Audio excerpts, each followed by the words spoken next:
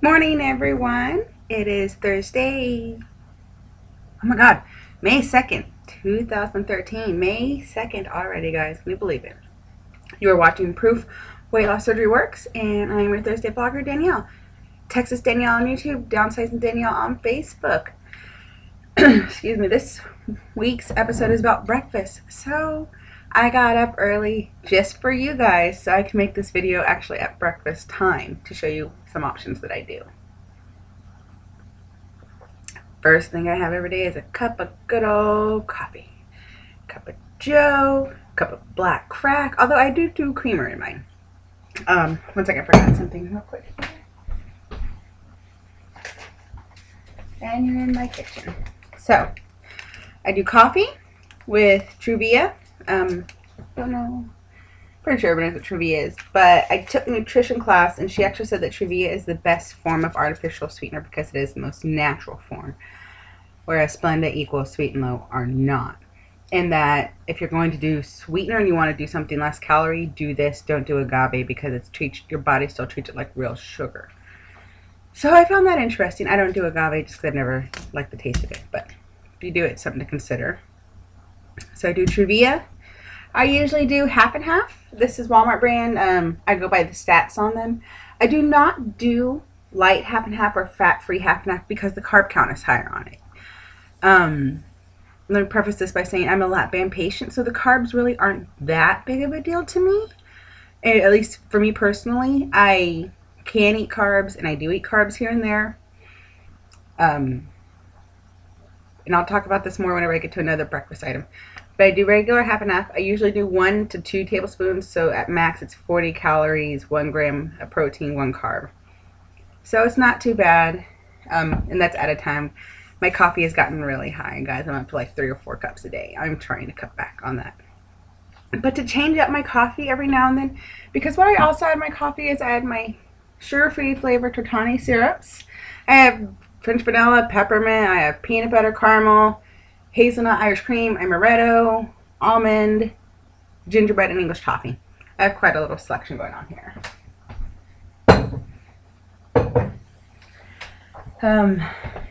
Yeah, I like flavors. But whenever I don't want to do syrups and plain cream, whenever I just want to do creamer and coffee, I will get flavored creamers. Right now I have amaretto and I have a little bit of sugar-free caramel vanilla in my fridge. And whenever I can get these, I usually do get them in sugar-free if they do come in that because the calories are lower. I'm kind of weird about that. I look at the stats and whatever's good for me is what I'll accept. This is 1 tablespoon for 0 protein and 6 carbs. 35 calories.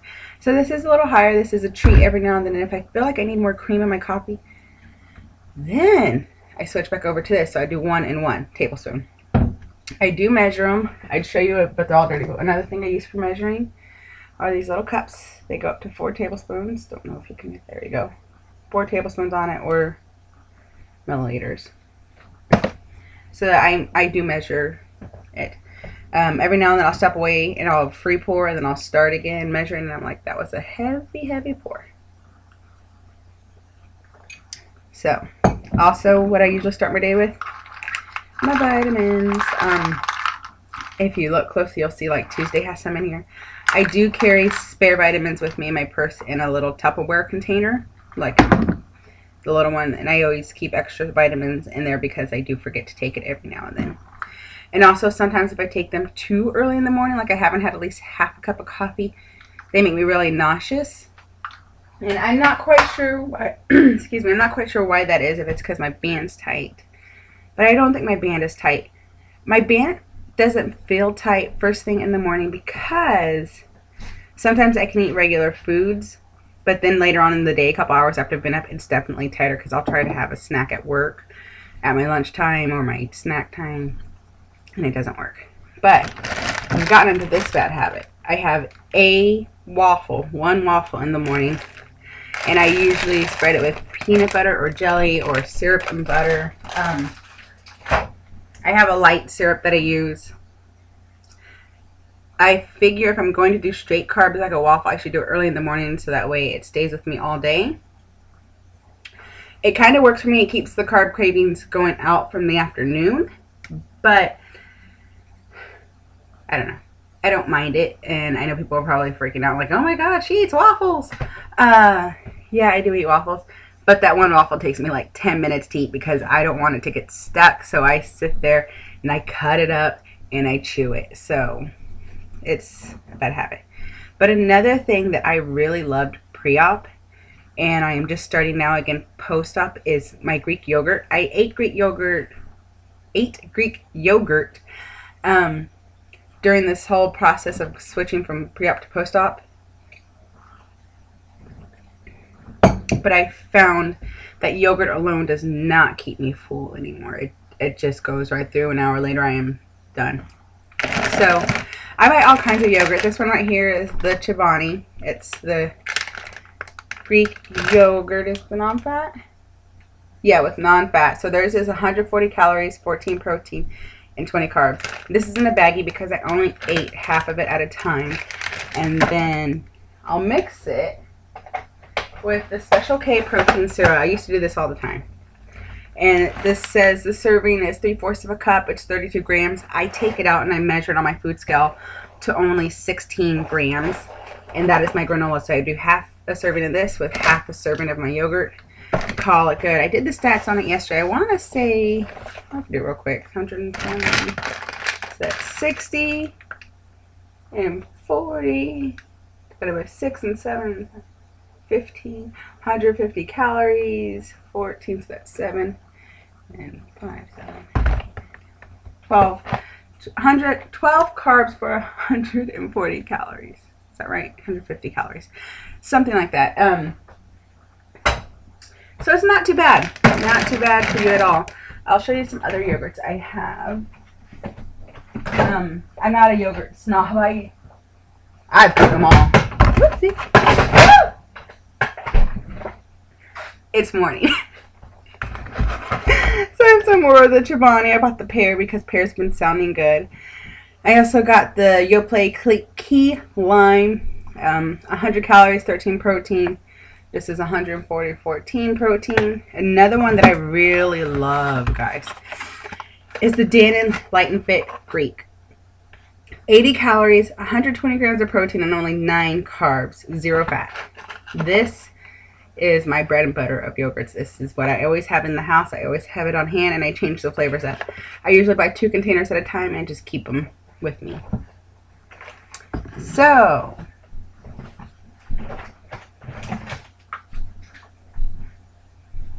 I do also eat real food.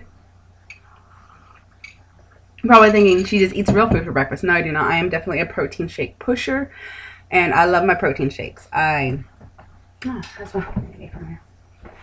mix my protein shakes with water because I've tried and it just tastes really bad to me.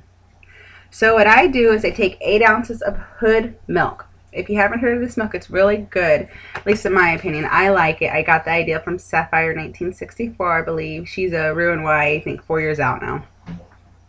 I've watched her journey, and then I heard her talk about Hood, and I was like, what the heck?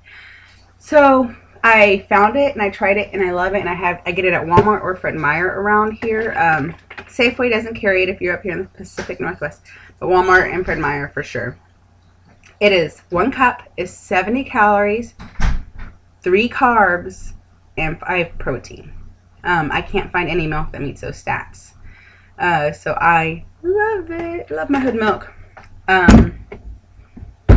The only thing is, whenever if we make like pudding, whenever I usually add protein powder to my pudding, or if we make anything that requires milk like that, I don't use my Hood milk because we've tried it and it just gets runny. It doesn't set up. So I take my 8 ounces of Hood. Guess I could put my creamer away. Call me Butterfingers today, guys. And so then I usually put it in a wonderful blender bottle.